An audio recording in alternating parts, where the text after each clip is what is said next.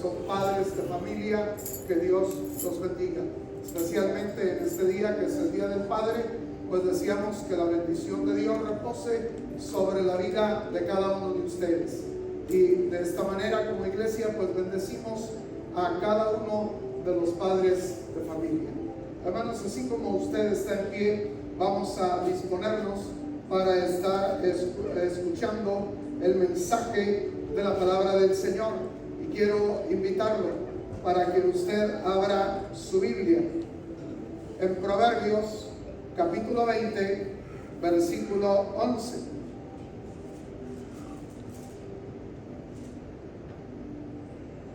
Y en Efesios capítulo 5, versículo 21 al versículo 33.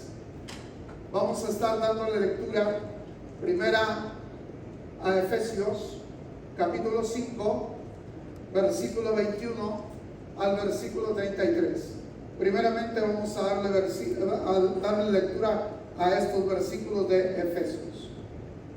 Si usted ya lo tiene, dice la palabra del Señor de la siguiente manera: someteos unos a otros en el temor de Dios. Las casadas estén sujetas a sus propios maridos como al Señor, porque el marido es cabeza de la mujer, así como Cristo es la cabeza de la iglesia, la cual es su cuerpo, y Él es su Salvador.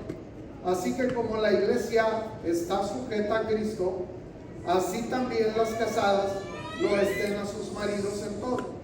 Maridos, amad a vuestras mujeres, así como Cristo amó a la iglesia y se entregó a sí mismo por ella, para santificarla, habiéndola purificado en el lavamiento del agua por la palabra, a fin de presentársela a sí mismo una iglesia gloriosa, que no tuviera mancha, ni arruga, ni cosa semejante, sino que fuese santa y sin mancha.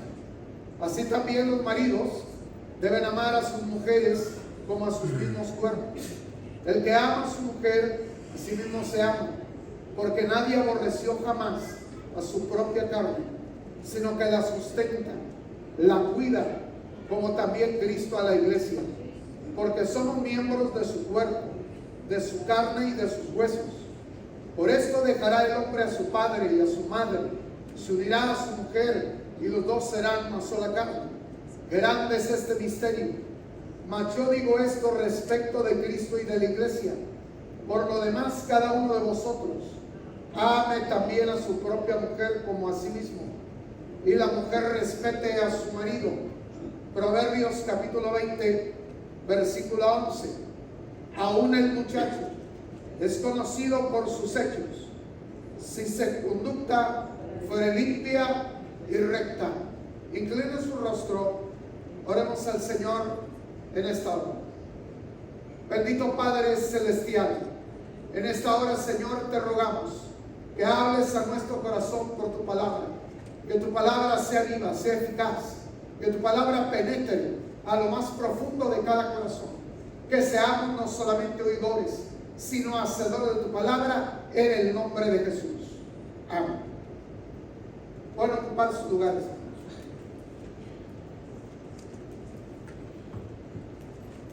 Para que la familia alcance el nivel de excelencia que en Dios se puede lograr, es vital que cada miembro de la familia asuma el papel que le corresponde dentro de la familia. Dios ha establecido claros lineamientos para el hombre. El papel del hombre se puede resumir en tres diferentes aspectos: someterse a Dios, amar a su esposa y ser cabeza de la iglesia. Hace muchos años, Confucio dijo: la fuerza de una nación se deberá a la integridad de su hogar. Este hombre tenía razón. La fuerza de la sociedad está en la integridad del hogar. Hoy vemos nosotros cómo los valores morales, espirituales, se están destruyendo, porque se ha ido destruyendo la integridad de la familia. Se requiere la integridad de la familia. Se ha perdido la integridad. Por eso todas las naciones, la sociedad misma en general, ha perdido su fuerza. Las alarmantes estadísticas son tremendas, porque hay un alza tremendo de divorcios. A esto hay que añadir los muchos matrimonios que viven separados, las personas que sin estar casadas viven juntas, los adulterios, las fornicaciones, incestos que fracturan la familia, que la desintegran, relaciones muy problemáticas, pleitos, insultos, gritos, agresiones, mala comunicación, la ley del hielo, rencores añejos, falta de perdón y de romanticismo. Es lo que se encuentra tanto en el matrimonio, en la relación matrimonial, como también en la familia. Lo peor de todo es que con frecuencia las familias cristianas, que debieran de ser un ejemplo, no son la excepción, sino la confirmación de estas anomalías. Si Dios está interesado en la familia, ¿qué es entonces lo que ha fallado? Si es Dios el que diseñó la familia, ¿qué es entonces lo que está fallando? Cada ser humano es responsable de sus propios fracasos. Cuando la familia se desmorona, cuando la familia fracasa, sencillamente los cónyuges son los únicos responsables de que la familia fracase, de que la familia se desmorone. Dios ha revelado en las Escrituras un proyecto de éxito para la familia. Como cualquier otra circunstancia, tenemos que volvernos a la Escritura para poder encontrar el éxito para la familia, para revertir todo lo que está sucediendo en nuestra sociedad con la familia. Como una buena medicina para este proyecto, para que surta efecto, se debe de aplicar al pie de la letra, para que una enfermedad pueda curarse y pueda corregirse el problema de salud. Usted va con el médico que hace un diagnóstico, que le prescribe un medicamento y que usted tiene que seguir sus instrucciones al pie de la letra para que esa enfermedad pueda desaparecer. De igual manera en la familia, Dios es el que la diseñó. Él es el médico y Él sabe cómo funciona mejor. De manera que tenemos que seguir las instrucciones divinas que Él dejó en su palabra, para que como familia podamos nosotros tener éxito. El que toda persona casada se sujete a su papel de acuerdo con la Biblia, eso será la clave para el éxito que Dios desea para la familia. Es decir, cada quien tiene que hacer su parte. El esposo tiene que hacer su parte, la esposa tiene que hacer su parte, los hijos tienen que hacer su parte. Es decir, cada miembro de la familia debe de hacer la parte que le corresponde para que la familia pueda lograr tener éxito. Antes de considerar el papel del esposo, es importante establecer que estas instrucciones bíblicas están dirigidas a personas cristianas, a personas que conocen a Cristo y lo han conocido como su Salvador. Si usted no es cristiano, si no ha establecido una relación personal con Dios a través de Jesucristo, por medio de la base del arrepentimiento y de la fe del Señor Jesús, debe de detenerse un momento oración usted podrá recibir la vida de Cristo y el perdón de Dios para sus pecados, el perdón que Dios ofrece a través de Cristo. Si usted ya lo hizo, qué bueno. Entonces, escuche este testimonio. En un centro familiar de Oklahoma se hizo un estudio sobre divorcio y sobre la reconciliación. Esto se llevó a cabo con 250 parejas. De estas, el 40% estaban separadas, el 11% estaban divorciadas y el 23% ya habían pedido el divorcio. Los consejeros les animaron a buscar a Dios y a congregarse en una iglesia.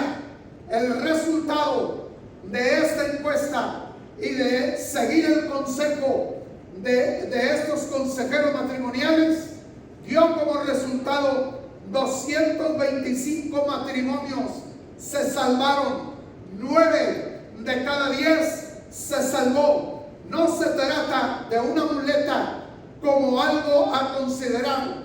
Se trata del poder que creó los cielos y creó la tierra, dispuesto a favorecer a aquellos que le buscan, a aquellos que lo ponen a Él en primer lugar, tanto en su vida como también en la familia. Si es Dios el fundamento de nuestra vida, el inicio es correcto, el comienzo es correcto. Entonces vamos nosotros a describir lo que es el papel del esposo, lo que es el papel del esposo. Lo primero que el esposo tiene que hacer, nos dice la Escritura: someteos pues a Dios. En Santiago, capítulo 4, verso 7, someteos los unos a los otros en el temor del Señor. Nos dice la palabra del Señor en Efesios, capítulo 5, verso 21. En estos casos se nos está diciendo: someteos a Dios. Quiere decir, lo primero que nosotros tenemos que hacer es someter nuestra vida al gobierno de Dios. Vamos nosotros a ver lo que implica este verbo de someterse a Dios. La expresión someteos que se usa en este versículo procede de un verbo militar. Su significado literal es subordinados. Es un verbo que está estrechamente relacionado con la autoridad. El uso de este verbo por el Espíritu Santo se desempeña adecuadamente subordinándose a Dios, o sea, bajo la autoridad de Dios, para que pueda tener éxito la familia. La cabeza del hogar, que es el varón, debe de someterse a Dios, debe de someterse a la autoridad divina. Dios ha de ser el jefe absoluto de la familia, debe ser Él la cabeza absoluta de la familia. El reconocimiento de la autoridad divina no es asunto de palabras, sino de hechos. El varón que se somete a Jesús edifica su hogar sobre la roca. En la parábola de la roca y de los dos cimientos, el Señor nos dice que hubo dos clases de personas que edificaron sobre diferentes cimientos. Dice que uno edificó su casa sobre la arena. ¿Cómo fue que edificó su casa sobre la arena? Dice: el que oye mis palabras, dice, pero no las puso por obra. Quiere decir, no obedeció las palabras que escuchó. Eso significa edificar la vida, edificar la fe, edificar el hogar sobre un cimiento que no es estable, sobre la arena. Y todos nosotros sabemos que no es estable un cimiento sobre la arena, porque la arena se mueve, porque la arena no tiene tiene solidez para poder soportar el peso que está sobre ella. De manera que dice, vinieron las tormentas, vinieron los ríos, golpearon con ímpetu y fue terrible la ruina de aquella casa. Quiere decir lo que sobre ese cimiento se construyó, se destruyó. No soportó el paso del tiempo, ni soportó tampoco la inclemencia del tiempo, porque golpearon con ímpetu sobre ella y se destruyó. Fue grande su ruina. Dice, pero cualquiera que oye mis palabras y las pone por obra, es decir, que obedece el mensaje de la Escritura, obedece la palabra de Dios, obedece las enseñanzas divinas, lo que Dios ha establecido para la familia. Dice, el que lo obedece construye su casa sobre la roca. Quiere decir que es un cimiento sólido. No hay mejor cimiento que edificar una casa sobre una roca. Eso es sólido, eso no se mueve, puede soportar sin problema el peso que está sobre ella. Y aunque venga el viento, vengan las tormentas, vengan los ríos, golpeen con ímpetu, permanecerá de pie, no caerá, porque tiene un cimiento sólido. No hay mejor cimiento para construir que sobre la palabra de Dios. Quiere decir que nuestro hogar, nuestra familia, tiene que ser edificado sobre la roca, sobre la obediencia a la palabra de Dios. El hogar se edifica sobre la obediencia. Que el hogar que se edifica sobre la obediencia jamás caerá, nunca va a caer. Pero este verbo también nos salva a nosotros de orden y disciplina.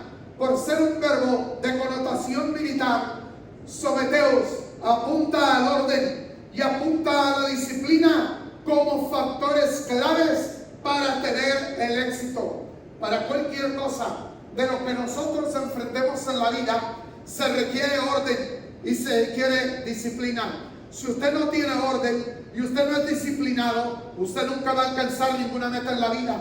Usted no va a lograr absolutamente nada. Algunos, por ejemplo, dicen, tengo la idea de hacer negocio, tengo una idea que puede funcionar y que puede hacer que nosotros tengamos una mejor economía. Y de inmediatamente se propone hacer un negocio.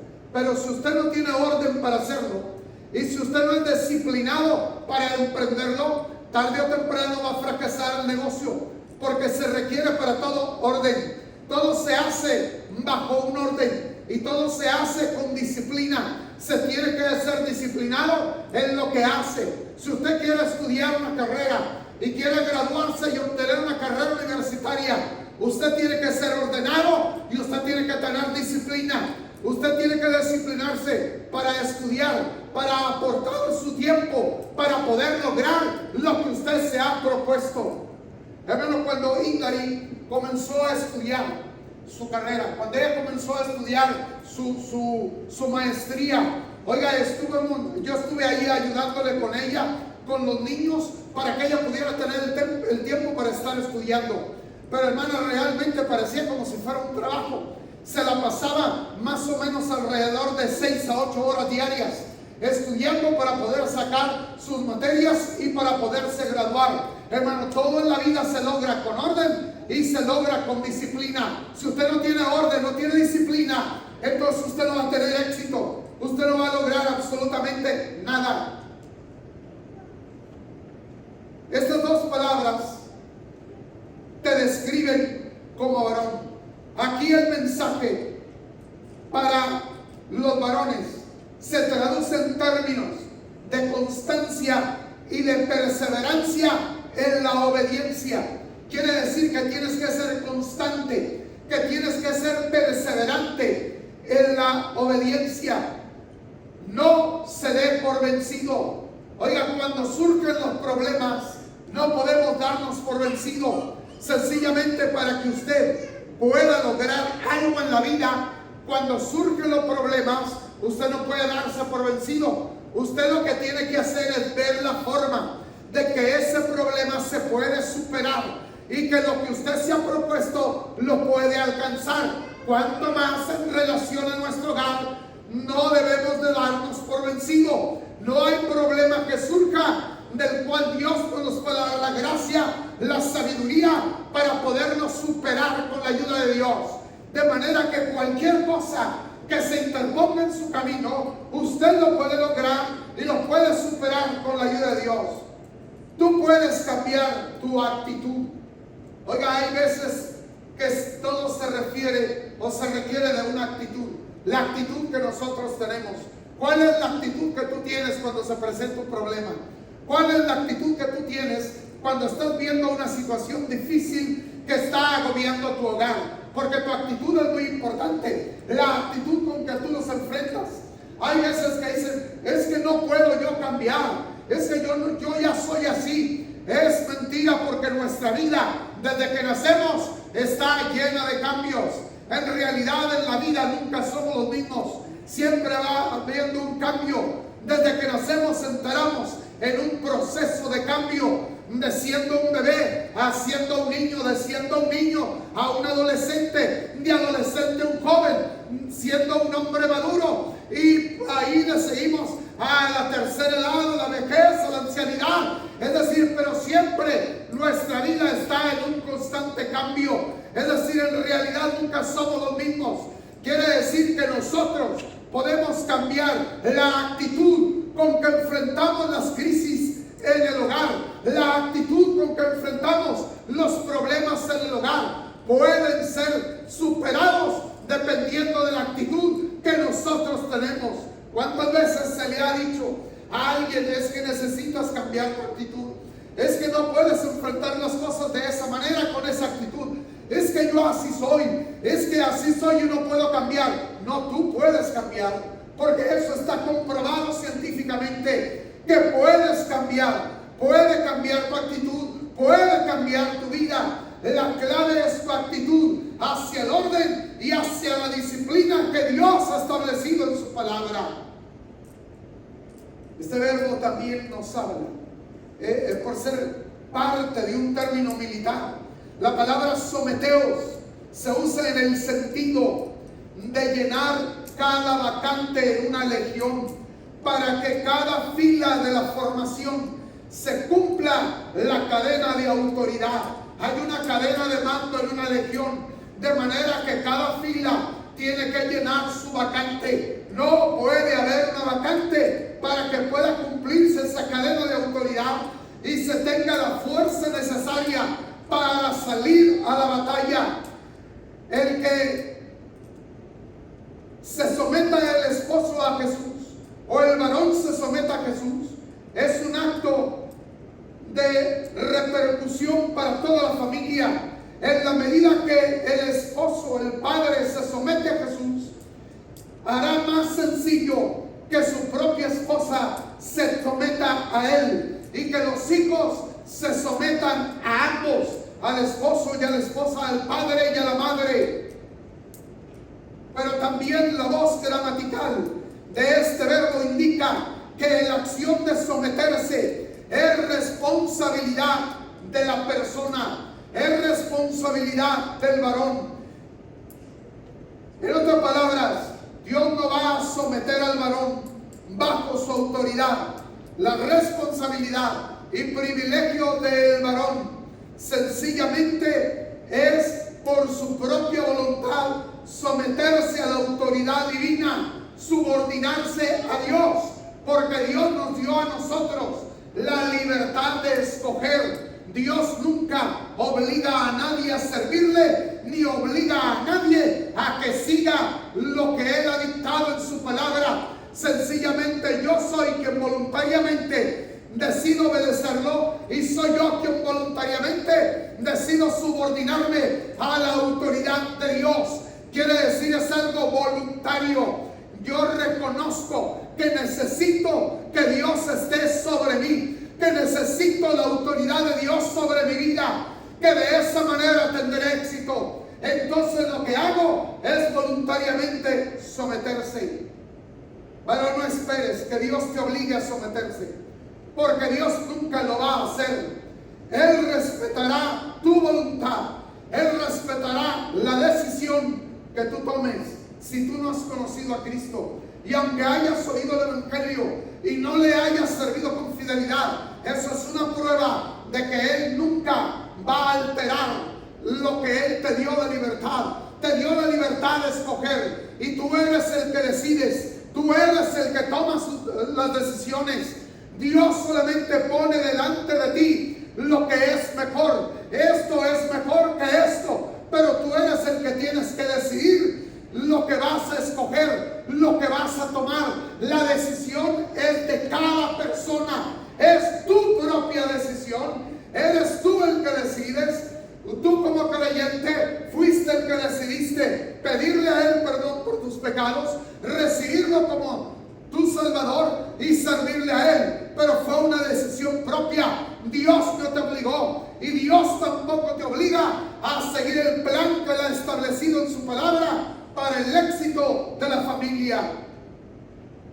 Cada uno, haciendo uso de ese privilegio, tiene que decidir. Tiene voluntariamente que decidir si se ubica bajo la autoridad del Señor. Y de esta manera le da a Jesús la oportunidad de fluir con su gracia y con su sabiduría a través de la persona. Lo primero que el esposo tiene que hacer, lo primero que tiene que hacer el padre, la cabeza del hogar, es someterse a la autoridad de Dios. Es decir, subordinarse a la autoridad de Dios. Pero la Escritura nos dice que el papel del varón en el hogar es ser la cabeza. Quiere decir, no puede renunciar a ser la cabeza de su hogar. La Escritura nos dice en 1 Corintios 11:3, el varón es la cabeza de la mujer. Con toda claridad, la Escritura declara que el varón es cabeza de la mujer. Dios en su plan determinó y capacitó al varón para ser la cabeza de la esposa. La palabra cabeza describe distintas funciones que el varón, con la ayuda de Dios, debe de llevar a cabo. ¿Cuáles son esas funciones que como varón, cabeza del hogar, tienes la responsabilidad de llevar? Primero, dirigir. Si tú eres la cabeza, quiere decir que tú tienes que dirigir. Esta es la responsabilidad de ser líder en el hogar. Si tú eres líder y eres el líder, entonces tú tienes que dirigir. Es tu responsabilidad dirigir el hogar. Es decir, tú tienes que establecer un liderazgo en el hogar. El líder sabe a dónde se dirige, sabe a dónde va. Si tú eres la cabeza del hogar, si tú eres el líder del hogar, entonces tienes que saber a dónde te diriges. Tú tienes que saber a dónde vas. No vas a caminar a la deriva. Tienes que llevar un rumbo, porque detrás de ti viene tu esposa, detrás de ti vienen tus hijos. Ellos te van siguiendo. Tú los vas a llevar y a mover a donde tú te muevas, porque ellos van a seguir al líder. Entonces tienes que saber qué rumbo es el que estás tomando, cuál es la dirección que tú estás llevando, porque tú eres el líder en tu hogar. Entonces el líder va guiando, el líder va dirigiendo, tiene la habilidad de comunicar esto a su familia y la gracia para conducirla a la meta. En otras palabras, tengo una meta en mente, tengo una meta que me he fijado, y hacia esa meta dirijo a mi esposa, hacia esa meta dirijo a mi familia. Sé cómo llegar a aquella meta y la estoy guiando para alcanzarla. De manera que hay esa habilidad para poderlo lograr, esa habilidad para comunicarles, de manera que ellos sepan hacia dónde me dirijo. El liderazgo requiere sabiduría el liderazgo. El líder tiene que aprender a ser sabio. Dice la Escritura que si alguien necesita sabiduría, pídasela a Dios, el cual da abundantemente. ¿Te hace falta sabiduría? ¿Crees que no tienes la suficiente sabiduría para poder guiar a tu familia debidamente? Pues pídesela a Dios, porque dice que si se la pides, Él te la va a dar y te la va a dar en abundancia, abundante sabiduría para que tú logres lo que tienes que hacer. El liderazgo no solamente implica guiar, dirigir, no solamente implica tener sabiduría, sino también el liderazgo implica servicio, porque a veces se nos olvida y creemos que ser líder, estar como líder, si yo soy el líder, entonces estoy para que me sirvan lo que yo quiero, para que me sirvan en lo que yo necesito, pero en realidad es la inversa. El ser líder, estás para servir a los que están bajo tu liderazgo. Quiere decir que la familia que está bajo tu liderazgo, tienes que servir a tu familia. Los líderes, dice la Escritura, que el líder tiene que tener visión. Tiene que tener visión el líder. Saber qué es lo que, hacia dónde, tener una visión de lo que él quiere alcanzar, de a dónde se está dirigiendo. El Señor censuró a los fariseos fuertemente y les dijo: guías ciegos, que guiáis a otro ciego, ambos caerán en el hoyo. Quiere decir, un ciego guiando a otro ciego, se van a extraviar, van a caer, van a tropezar. Si tú no tienes visión, si estás ciego, entonces vas a guiar por mal camino a tu familia. Sencillamente la familia caerá contigo. Por eso necesitamos que Dios abra nuestros ojos, que podamos tener visión, que no seamos ciegos, que tengamos visión. El esposo cristiano necesita aplicar a sus ojos el colirio divino para tener una visión clara.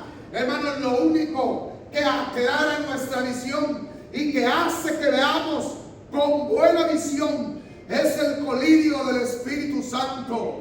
Oiga, que el Espíritu Santo es el único que nos puede dar una clara visión de mi necesidad, de la necesidad de mi familia, y que puede darme una clara visión de los peligros que nos acechan y poder guiarnos con seguridad a mi familia. Hermanos, se requiere tener visión. Hay que tener visión. Es así, hermanos, que con eficiencia se dirige a la familia por los caminos de Dios. Este colirio se aplica a nosotros cuando nos humillamos ante Dios, porque Él es el que da gracia a los humildes. Si tú necesitas el colirio del Espíritu Santo para que tu visión sea clara, para que tú tengas visión, pues humíllate ante su presencia, porque es el único lugar donde tú vas a conseguir la visión que necesitas, porque es Dios el que por medio de su Espíritu abre nuestros ojos, abre nuestra visión. Hermanos, solo de esa manera podemos nosotros obtener la visión. El liderazgo, hermanos, exige una administración sabia. Quiere decir, tienes que aprender a administrar con sabiduría tu hogar. Otra de las funciones de ser la cabeza del hogar, de la familia, es de proveer. Es otra de las funciones, proveer. No es el estómago, ni son las manos quien procuran proveer. Esta es una responsabilidad de la cabeza. El varón es responsable ante Dios de que su familia tenga lo necesario en todas las diferentes áreas. Quiere decir el varón, que es la cabeza, que es el líder. Él es el que tiene la obligación y la responsabilidad de proveer para la familia en todas las distintas áreas, en todas las distintas cosas. Quiere decir, Él es el responsable de sostener debidamente a su familia. Es la responsabilidad que tiene como líder. ¿Qué tanto conoces las necesidades que tiene tu familia? ¿Qué tanto conoces las necesidades que tiene tu familia? Es decir, ¿qué es lo que mi familia necesita? Porque proveer para las necesidades de mi familia son varios aspectos. Siempre lo primero que viene a nuestra mente es proveer físicamente. Es decir, todas las necesidades físicas que tiene mi familia. Proveer casa, que la familia tenga un lugar seguro donde vivir. Proveer un vehículo para que con seguridad y rapidez se pueda movilizar a la familia. Proveer alimento para que la familia no pase hambres. Siempre estamos pensando, cuando se habla de provisión, en forma inmediata de todas las necesidades básicas, de todas las necesidades físicas que tenemos, pero se nos olvida que no solamente para eso tenemos que hacer provisión, también hay que hacer provisión espiritualmente, porque la familia tiene necesidades espirituales y tú eres, como líder, responsable de suplir la necesidad espiritual de tu familia. Tú eres el primero que tienes que mantener en tu hogar la llama encendida de la devoción a Dios.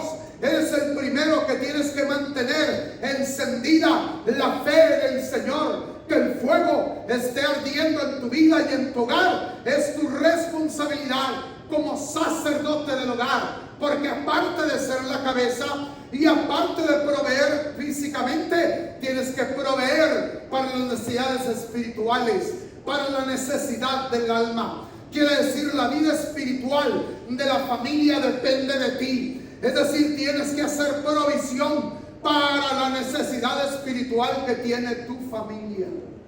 Es decir, tienes que hacer provisión. Quiere decir, ¿quién tiene que enseñarles a los hijos, aún a la esposa, los caminos de Dios? Si no es el esposo. El esposo, el padre, tiene que enseñar, tiene que estar enseñando las cosas de Dios. Él es el sacerdote del hogar. En ningún momento en la escritura se menciona de una sacerdotisa en el hogar. Se habla del varón que es el sacerdote del hogar. Quiere decir el que tiene que cultivar la vida espiritual de la familia. Tiene que estarla cultivando, la vida espiritual de la familia. ¿Cuántas veces quieren que los hijos sirvan a Dios? Quieren que la esposa sirva a Dios, pero a ellos no se les ve aquí. Pero ellos no están aquí en la iglesia. La familia te va a seguir y va a hacer lo que tú hagas. Si tú oras, ellos van a orar. Si tú lees la Biblia, ellos van a leer la Biblia. Si tú alabas a Dios, ellos van a alabar a Dios. Si tú eres fiel para asistir a la casa de Dios, ellos van a ser fieles para venir a la casa de Dios. Quiere decir, no solamente con mis palabras los enseño, sino también con mi ejemplo. Tengo que darles mi ejemplo para que ellos me sigan. Ellos te van a seguir. Si tú vienes, van a venir. Si tú lo haces, ellos lo van a hacer. Quiere decir que eres el responsable de proveer lo que ellos necesitan espiritualmente, de edificarlos espiritualmente, emocionalmente. Tú tienes que hacer provisión para las necesidades emocionales que tiene la familia. Cada necesidad que la familia tiene en cada área es tu responsabilidad proveer para esas necesidades. ¿Has orado a Dios para suplirlas? ¿Has orado a Dios para que le suplas? Hay veces que dicen, pues son tantas cosas que no hay por dónde empezar, que es tantas cosas que no sé cómo puedan ser suplidas. Pero si oras a Dios, si lo pones a Él en primer lugar, Dios va a ayudarte para que toda necesidad en tu hogar, de cualquier índole, pueda ser suplida. Y por último, proteger. Esta función proyecta al varón como el responsable de la seguridad de su familia. El responsable de la seguridad de la familia en el hogar es el varón. Él es el responsable de la familia. Fíjense, ya hace unos días estaba viendo un video interesante. Un video que me llamó la atención y dije, pues qué interesante este video. Es un video muy cortito. Hicieron una encuesta. No sé realmente quién fue quien hizo esta encuesta. Hicieron una encuesta y de pronto les hicieron una pregunta un tanto fuera de lo común, precisamente a las mujeres, primero las mujeres, a las damas, y le dijeron, oye, si a tu casa llegara la muerte y dijera, tengo que llevarme a uno de los dos, no a los dos, nada más tengo que llevarme a uno de los dos, al esposo o a la esposa. Le hicieron la pregunta a las mujeres. ¿Qué contestarías tú si te hicieran la pregunta, ¿a quién me llevo? ¿A quién de los dos me llevo? sin pensarlo, casi como un reflejo. De inmediato dijo la mujer, a él a mi esposo. Todas las mujeres a las que les hicieron la pregunta respondieron de inmediato sin pensarlo lo mismo, a él, a mi esposo, a él. Bueno, ahora fueron con los hombres, pues vamos con los hombres ahora, a ver qué es lo que dicen los hombres. Oiga, sin pensarlo, cuando les hicieron la misma pregunta, ¿a quién me llevaría? A mí.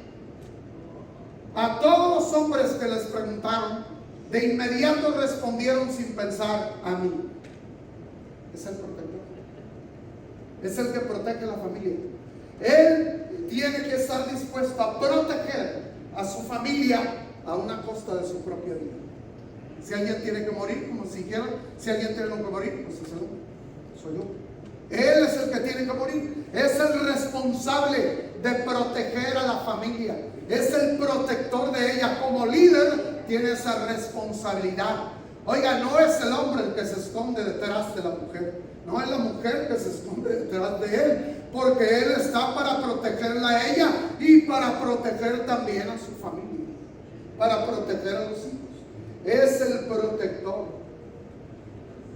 Dios ha delegado la función de proteger dentro de cada hogar al esposo, al padre de familia.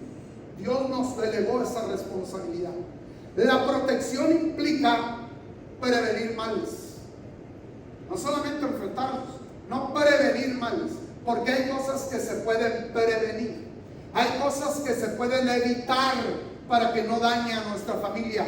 Entonces lo primero que tiene que hacer cuando se trata de proteger es anticipar, es prevenir males, ofrecer seguridad, que la familia se sienta segura. Yo le garantizo que siempre que el esposo está ahí, la esposa y los hijos están seguros. Si hay un ruido, sonido, algo extraño entre la noche, pues párate. Tú eres el esposo, párate. Tú eres el que te tienes que parar. Es decir, párate. Párate es el que tiene que parar. Quiere decir, es el que está ahí para infundir seguridad y para infundir confianza a la familia. Está la figura paterna, entonces estamos confiados. Ahí está. El papel del varón como esposo es amar a su esposa. Es amar a la esposa. La Escritura insiste frecuentemente en que el esposo ame a su esposa. La insistencia divina remarca la importancia de que se ame a la esposa. La Escritura enseña que el amor es el mayor afecto que la mujer posee. El amor que el esposo brinda a su esposa, ¿cómo debe de ser? ¿Cómo debe de ser el amor que le brinda el esposo a la esposa? Porque decimos, sí, pues Dios dice que amamos a la esposa. El Señor dice que la amemos y que hay que amarla, que ella siente la necesidad de ser amada. Pero ¿cómo debe de ser ese amor? ¿Cómo debe de ser ese amor? Debe de ser un amor que exprese cuidado. Un amor que exprese cuidado.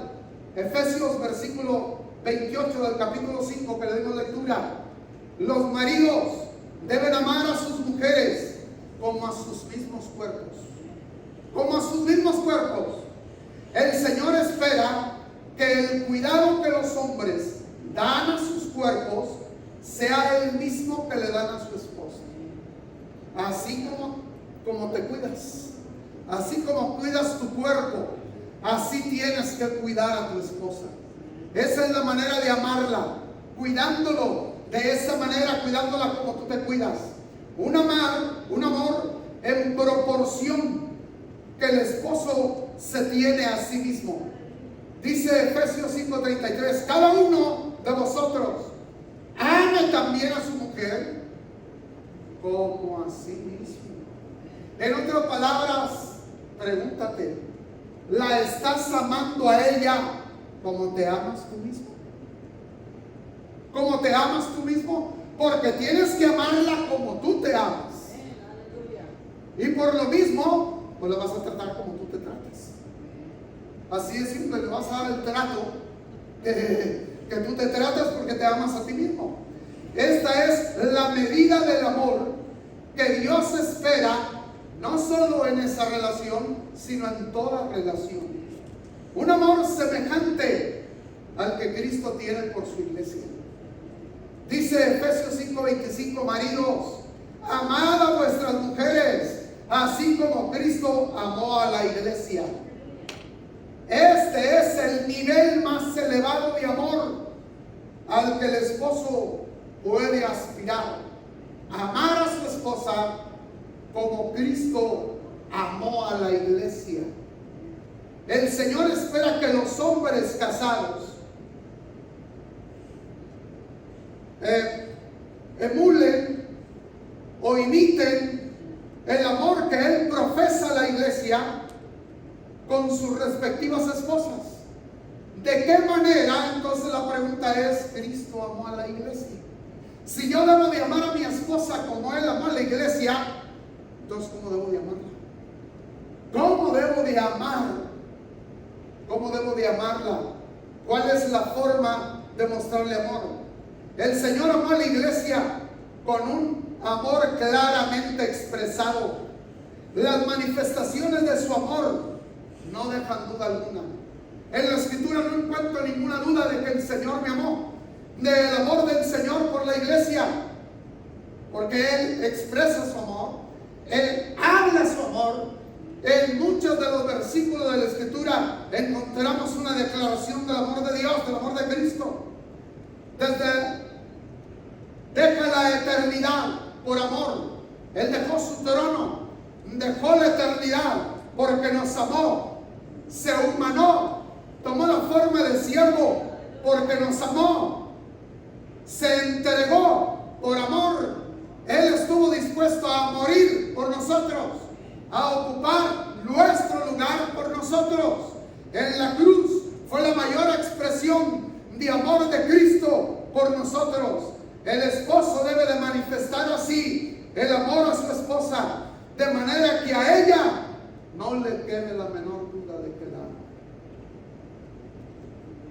Si les preguntáramos a cada esposa en esta hora si no tiene ninguna duda del amor de su esposo, ¿cuál sería la respuesta? ¿Realmente les hemos mostrado nuestro amor de una forma y manera que no les queda ninguna duda que las amamos? Que usted ama a su esposa con un amor profundo como el de Cristo, así como el amor de Cristo, como el amor del Señor.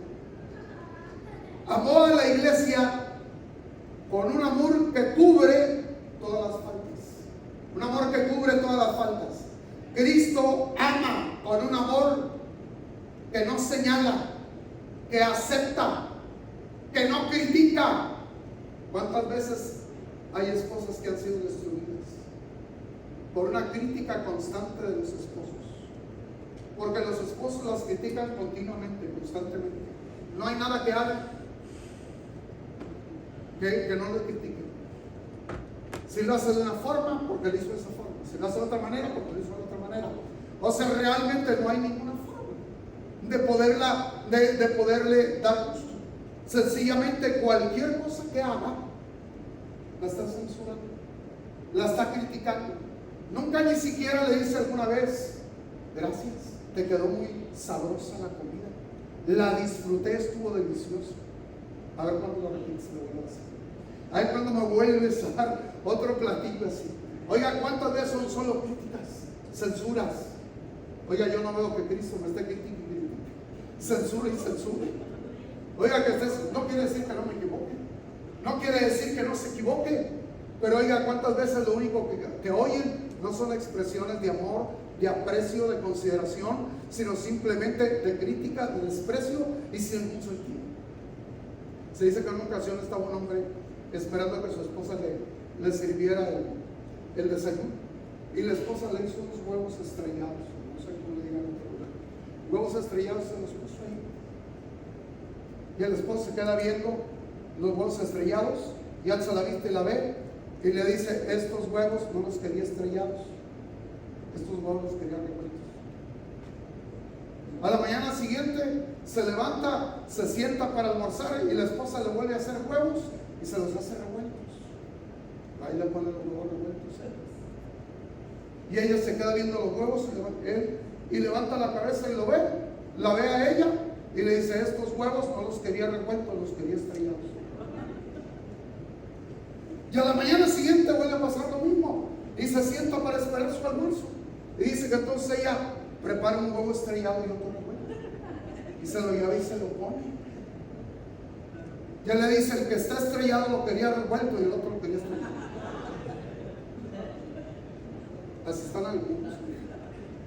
No les pueden dar gusto. Siempre están criticando lo que se hace, lo que está criticando. Hermanos, Cristo no critica, Cristo perdona. El esposo ha de amar a su esposa con esa misma clase de amor.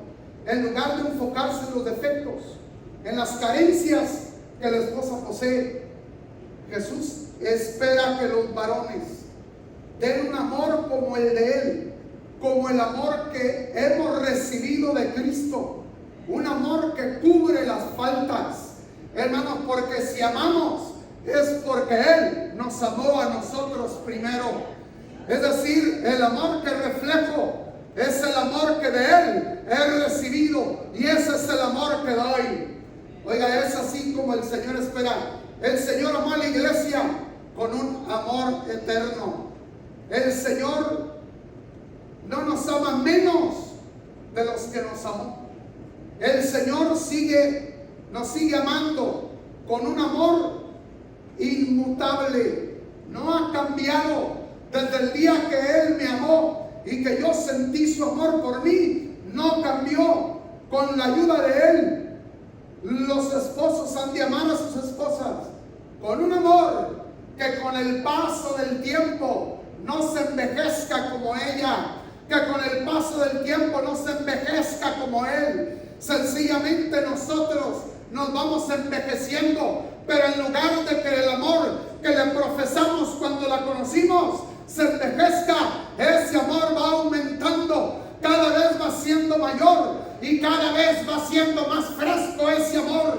Esa es la clase de amor con que Dios espera que ames a tu esposa. Amó a la iglesia con un amor fiel, a pesar de los pecados, deficiencias de la iglesia. Jesús no ha cambiado su propicia. Su pacto de amor se mantiene firme con nosotros. Esa es la escritura: Él permanece fiel. Aunque nosotros seamos infieles, pero Él permanece fiel. Esto hecho compromete al esposo a ser fiel a sus esposas, a perdonar cualquier cosa que amerite ser perdonada, a no buscar sustituirla. El pacto fue hasta que la muerte los separe. Los hijos, hermanos, están corriendo la carrera de la vida. Y el papel de los padres consiste en entrenarlos y disciplinarlos para que sean capaces de ganar esa competencia. El objetivo de todo buen padre será desarrollar en sus hijos cualidades y virtudes que les permitan ser sumisos a Dios, útiles a la sociedad y alcanzar satisfacción en la vida. Todo padre entiende que esta no es tarea fácil de realizar.